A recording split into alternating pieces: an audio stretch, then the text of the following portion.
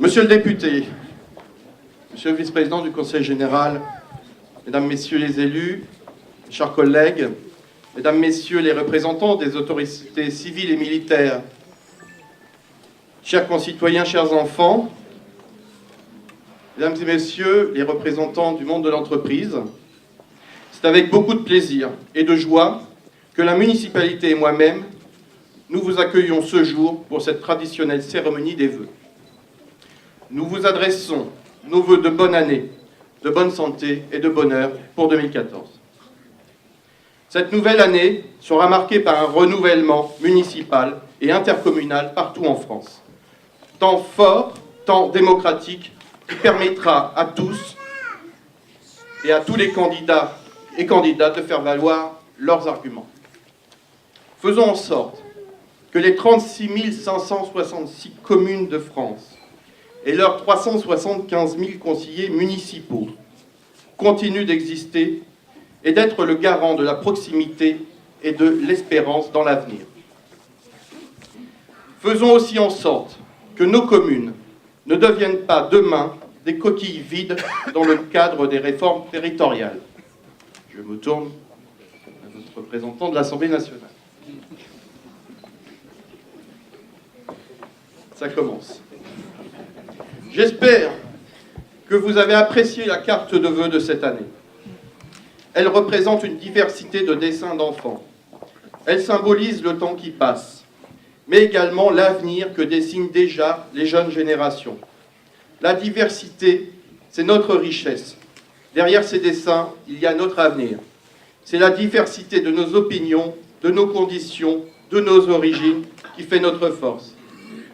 Jean Jaurès nous a dit, c'est qu'au fond, il n'y a qu'une seule race, l'humanité. Voilà le message de notre carte de vœux, un état d'esprit qui nous permet du 1er janvier au 31 décembre d'échanger, de discuter et de partager avec vous. Alors c'est avec une confiance inébranlable en l'avenir de notre nation que nous devons dessiner notre vie à l'image de nos enfants. Le général de Gaulle nous a prévenus. La fin de l'espoir est le commencement de la mort. Cette année, je m'adresse à vous dans un contexte particulier. Car pour ceux qui ne le sauraient pas, le code électoral interdit aux candidats d'évoquer le bilan de 6 années écoulées et encore moins de vous parler de nos projets pour l'avenir de la ville. Pour le passionné de la chose publique que je suis et inconditionnel de ma ville, l'exercice est frustrant. J'ai le droit, par contre, de vous parler des JO de Sochi, de la Coupe du monde de football, des scooters parisiens ou de cette spécialité lyonnaise que j'apprécie avec une sauce nantua, mais surtout pas de ce qui nous intéresse, de ce qui vous intéresse, le plessis-pâté. C'est mal me connaître que de penser que je n'ai rien à dire. Je vais donc vous parler de vous et vous rendre hommage. Depuis 6 ans, notre pays traverse une crise financière, une crise de confiance, une crise de repères. Depuis 6 ans, je vois les difficultés s'accroître pour les plus fragiles d'abord, puis, petit à petit, pour la classe moyenne, pour les jeunes, pour ceux qui ont une petite retraite, pour les familles monoparentales. Je vois l'inquiétude des chefs d'entreprise, des commerçants, des artisans. Je vois la détresse de ceux qui n'ont pas de travail, ceux qui sont dans les difficultés de logement. Nous sommes tous concernés, de près ou de loin, par les difficultés que traversent nos concitoyens et notre pays. Alors quand j'entends ceux qui veulent nous diviser, qui espèrent que tout aille encore plus mal pour servir leurs intérêts politiciens, ceux qui jettent de l'huile sur le feu, j'ai mal à ma France. La France de Jaurès, dont on commémore le 100e anniversaire de la mort cette année. La France de Hugo, de Pasteur, de Montaigne, de Clémenceau, d'Olympe de Gouges, de Louise Michel, du général de Gaulle, et bien d'autres encore. Après la mort de Nelson Mandela, notre monde a perdu un guide, un exemple. À nous de refuser la haine et la mort. À tout problème complexe, Il existe une solution simple, mais fausse. Alors, ne succombons pas au simplisme, aux propagandes qui tous les jours nous assaillent, aux manipulations souvent très bien construites qui nous font douter. Je vois toutes les solidarités qui peuvent se mettre en place au sein des familles, du voisinage, des amis, mais aussi dans les moments difficiles, entre les personnes qui ne se connaissaient pas.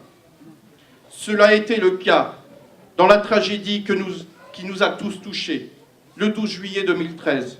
Je veux parler de la catastrophe ferroviaire de la gare de Brétigny-sur-Orge.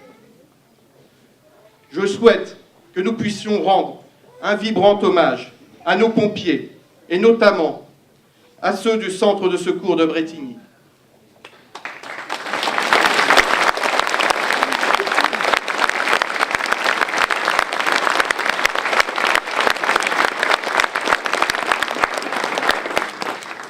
Ils étaient les premiers sur les lieux. Ils ont réagi avec tout le discernement que nous leur connaissons, tout le professionnalisme qu'ils font preuve tous les jours.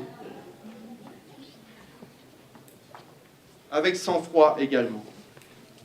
Dans un moment particulièrement difficile, mais ils étaient préparés. Ils forcent notre respect et notre admiration. Nous pouvons dire merci aux 300 sapeurs-pompiers et le renfort de la brigade de sapeurs-pompiers de Paris, aux 20 équipes du SMUR, aux forces de police et de la gendarmerie de Marolles, à tous les agents de la SNCF présents, à la sécurité civile, la Croix-Rouge française, la Fédération française de sauvetage et de secourisme, et à l'unité mobile de premier secours, aux pilotes des 8 hélicoptères de la sécurité civile. Merci aux services techniques des villes de Brétigny et du Plessis-Pathé, aux services de l'agglomération. Merci à Jean-Claude Turé de sa présence avec ses équipes de la Croix-Rouge sur place.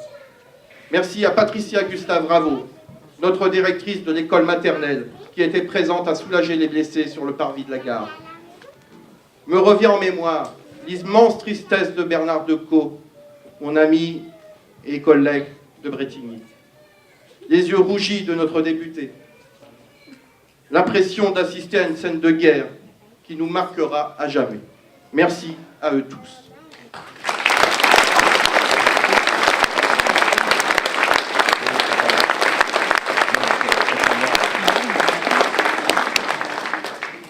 J'ai une pensée particulière pour les victimes et leurs familles, endeuillées brutalement, aux nombreux blessés qui garderont dans leur chair et leur âme le souvenir de cette journée d'été. Les jours qui ont suivi ont vu se développer une solidarité des usagers du RER, des voitures passant à la gare ou chez les gens pour aller travailler. Face à l'adversité, nos concitoyens ont su s'adapter, s'entraider, et c'est un signe positif. Nous avons donc des raisons de croire en nous, loin des infos en continu, qui nous abreuvent de mauvaises nouvelles, comme si notre quotidien devait ressembler à une succession de malheurs. Disons non à tout cela. Montrons plutôt la vitalité de notre monde associatif. Prenons exemple sur le dynamisme des bénévoles qui, tous les jours, nous montrent ce qu'est la solidarité et l'entraide. Disons merci à ceux qui offrent pour les plus fragiles au sein de notre CCAS. Regardons la force du don pour le Téléthon qui a permis encore cette année au Plessis-Pathé de dépasser les records. Les années précédentes, les records des années précédentes. Grâce à nos associations, grâce à monsieur et madame Bureau, leurs élèves et leurs collègues, grâce à votre générosité, eh bien, le Téléthon, cette année, a été une nouvelle fois une réussite. Bravo à vous.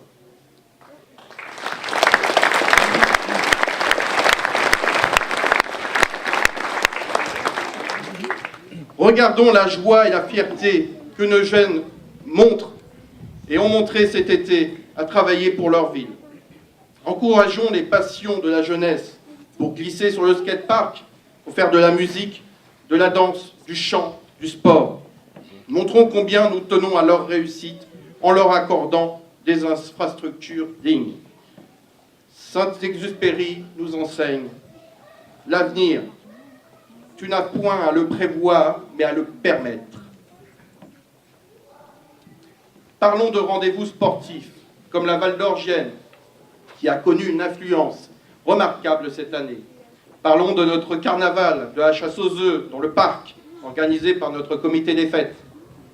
De tous ces moments qui nous rassemblent dans la convivialité.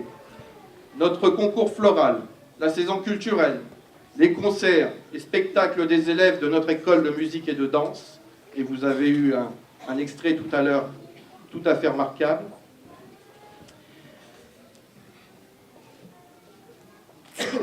Les rendez-vous festifs avec nos aînés, la fête des associations, la fête de la musique ou le 14 juillet, il ne manque pas les bons moments. Très bientôt, je compte sur vous pour venir au loto de la Caisse des écoles. Les bénévoles qui toute l'année rassemblent des fonds pour nos écoles vous attendent nombreux. Parlons de nos entreprises qui, loin de baisser les bras, innovent sur notre commune, se battent, ont des projets. Parlons de nos commerçants qui font vivre notre centre-ville et qui vous accueillent tous les jours. Parlons de ces chercheurs qui débutent leur travail au sein de l'Institut de recherche biomédicale des armées, et je remercie son représentant ici présent d'être là. Des recherches pour de la médecine de demain, une recherche de pointe et qui se fait au Plessis-Pathé. Notre force, c'est notre légitime diversité, dans la fraternité, la tolérance, la convivialité. C'est notre richesse collective, c'est notre identité, et c'est le Plessis-Pathé. Mais le Plessis-Pathé ne vit pas dans une bulle. Nous sommes impactés par les décisions de toutes parts, y compris au niveau national. Je sais que les doutes ou les inquiétudes sont dans tous les esprits. Mon rôle de maire est de tout faire pour conserver un haut niveau d'exigence, quel que soit le gouvernement, quelle que soit la difficulté. Parce que j'aime mon pays et ma ville, je ne laisserai personne porter atteinte à vos intérêts et à nos intérêts. Tout comme il ne faut pas laisser personne saboter, encourager, espérer l'échec du redressement de notre pays. Cette année, nous commémorons le 100e anniversaire de la guerre de 14-18. Cela sera l'occasion de nous souvenir combien la paix est fragile, combien les extrémismes, les fanatismes ont endeuillé l'Europe entière, combien il faut rester vigilant. Il faut rendre hommage aux anciens combattants qui, année après année, entretiennent la flamme du souvenir et animent le devoir de mémoire. L'Europe, ce rêve de paix et de prospérité qui est devenu réalité.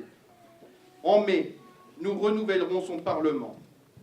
Ayez à l'esprit que la plus longue période de paix que notre continent ait connue depuis la Pax Romana, c'est à l'Europe que nous le devons. Si vous reprochez à l'Europe quelque chose, ne vous trompez pas de cible. Ce n'est pas la structure politique qui est en cause, mais peut-être les personnes qui la dirigent. Dans les périodes difficiles, il faut savoir serrer les rangs. Au sein de l'agglomération, nous y arrivons bien. Les 10 maires du Val-d'Orge et l'ensemble des élus communautaires travaillent de concert, sans parti pris politicien, pour le bien commun. Et je tiens à tous les remercier de leur action au service de nos concitoyens.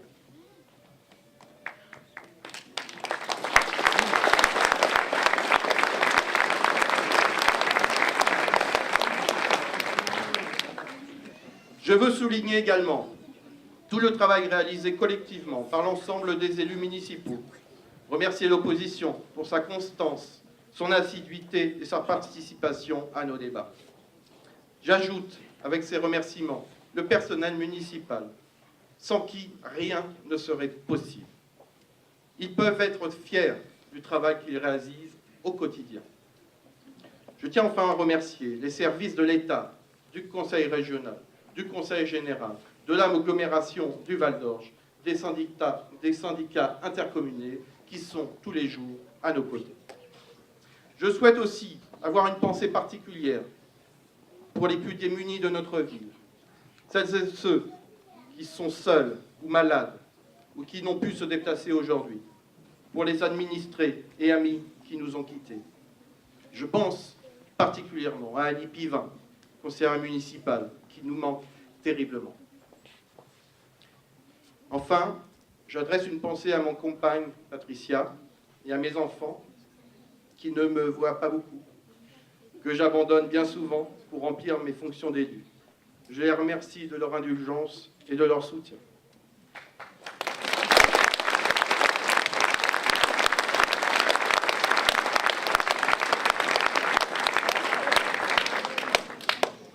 Chers Plesséiennes, chers Plesséiens, une nouvelle fois, l'équipe municipale, le personnel municipal, se joignent à moi pour vous souhaiter à toutes et tous une très bonne année et heureuse année 2014. Merci.